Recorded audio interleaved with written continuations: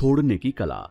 नमस्ते दोस्तों, क्या आपको कभी ऐसा लगा है कि आप शारीरिक रूप से तो एक जगह पर बैठे हैं, लेकिन आपका दिमाग किसी पुरानी बहस या गलती में फंसा हुआ है। हम में से हर कोई अपनी पीठ पर एक ऐसा अदृश्य यानी कि इनविजिबल सूटकेस लेकर घूम रहा है, जिसमें पुरानी यादें, पछतावे और दूसरों से मिली चोटें भरी हुई हैं। सवाल ये है कि इस भारी सूटकेस को हम कब तक घसीटते रहेंगे? क्या ये भारी बोझ हमें आगे बढ़ने दे रहा है? आज हम बात करने वाले हैं एक ऐसी कला के बारे में जो आपको कमजोर नहीं बल्कि अंदर से बेहद मजबूत बनाएगी। इस कला का नाम है द आर्ट ऑफ लेटिंग गो, यानी चीजों को छोड़ देने की कला। इस वीडियो में हम समझेंगे कि पुरानी बातों को पकड़ कर रखने से हमें क्या नुकसान हो रहा है और कैसे हम इस मानसिक कचरे को साफ कर सकते हैं। अगले 25 से 30 मिनट आपकी जिंदगी देखने का नजरिया बदल सकते हैं। तो चलिए एक गहरी सांस लीजिए और इस सुकून भरे सफर को शुरू करते हैं। व्हाट इज लेटिंग गो? सबसे पहले एक बहुत बड़ा भ्रम दूर करते हैं। बहुत से लोग सोचते हैं कि लेटिंग गो का मतलब है हार मान लेना या लापरवाह हो जाना, लेकिन असल में ऐसा बिल्कुल नहीं है। हार मानने और छोड़ने में एक बहुत बड़ा फर्क होता है। हार मानने यानी कि गिविंग अप का मतलब है मैं ये काम नहीं कर सकता, परिस्थितियां बहुत खराब हैं, मैं अपनी किस्मत को दोष देकर बैठ जाता हूं, ये लाचारी है। जबकि छोड़ने यानी कि लेटिंग गो का मतलब है जो हो चुका है मैं उसे बदल नहीं सकता, लेकिन आज मैं उस पुरानी बात को अपना भविष्य बर्बाद करने की इजाजत भी नहीं दूंगा। ये ताकत है।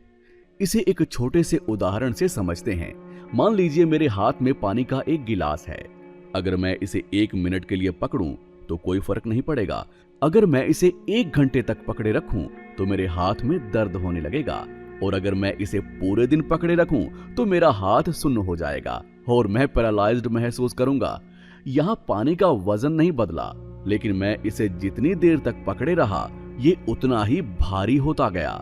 हमारे दिमाग के विचार और पुरानी बातें भी इस पानी के गिलास की तरह हैं।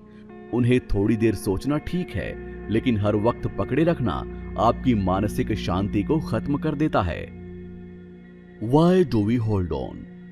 लेखक कहते हैं कि इंसान पुरानी बातों को खुशी से नहीं पकड़ता, बल्कि हमारे दिमाग के कुछ डर हमसे ऐसा करवाते हैं। मुख्य रूप से 3 चीजें हैं जो हमें आगे बढ़ने से रोकती हैं।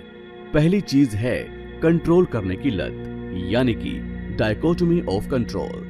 हम हर चीज को अपने हिसाब से चलाना चाहते हैं। लोग हमारे बारे में क्या सोच रहे हैं या सामने वाले का बर्ताव कैसा है, हम सब कंट्रोल करना चाहते हैं। जब चीजें हमारे कंट्रोल से बाहर होती हैं तो हमें तनाव होता है और हम उन्हें पकड़ कर बैठ जाते हैं।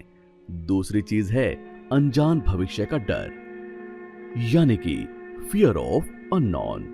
पुरानी नौकरी खराब थी या पुराना रिश्ता दुख दे रहा है, फिर भी हम उसे छोड़ते नहीं हैं। क्यों? क्योंकि हमारा दिमाग कहता है कम से कम इस दुख को तुम जानते तो हो, अगर इसे छोड़ दिया तो आगे क्या होगा किसे पता। तीसरी चीज है भावनाओं का बोझ, इमोशनल बैगेज। बचपन की कोई कड़वी याद, किसी दोस्त का धोखा या किसी परीक्षा में फेल हो जाना। हम उस घटना को बार बार अपने दिमाग में रिप्ले करते रहते हैं जैसे कोई पुरानी फिल्म चल रही हो। Practical steps to let go. अब आते हैं इस वीडियो के सबसे महत्वपूर्ण हिस्से पर। अगर आप वाकई ही अपनी जिंदगी को हल्का बनाना चाहते हैं तो इन 5 स्टेप्स को ध्यान से सुनिए। स्टेप 1, अपनी भावनाओं को स्वीकार करें। जब भी कोई बुरा विचार या गुस्सा आए तो उसे दबाए नहीं, खुद से कहें हाँ मुझे इस बात का दुख है। जब आप अपनी भावना को स्वीकार कर लेते हैं तो उसकी आधी ताकत वहीं खत्म हो जाती है। स्टेप 2, नियंत्रण के दायरे को पहचानें। एक कागज लें और 2 हिस्से बनाएं। पहले हिस्से में लिखें जो मेरे हाथ में है, जैसे मेरी मेहनत, मेरी सोच, और दूसरे हाथ में लिखें जो मेरे हाथ में नहीं है, जैसे दूसरों का व्यवहार या अतीत। जो आपके हाथ में नहीं है उस पर चिंता करना आज से ही बंद कर दीजिए। स्टेप 3, ब्रेन डंप और सेल्फ डिस्टेंसिंग। जब दिमाग में विचारों का तूफान चल रहा हो तो एक पेन उठाएं, जो कुछ भी दिमाग में आ रहा है उसे बिना सोचे समझे कागज पर लिख डालें। इसे ब्रेन डंप कहते हैं।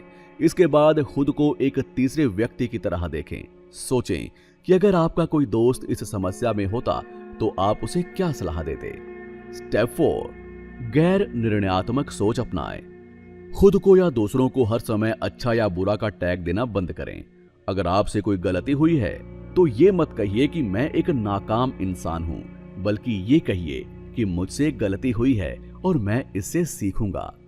स्टेप 5, माफी और स्वीकृति। याद रखिए, माफी दूसरों के लिए नहीं बल्कि खुद के लिए होती है।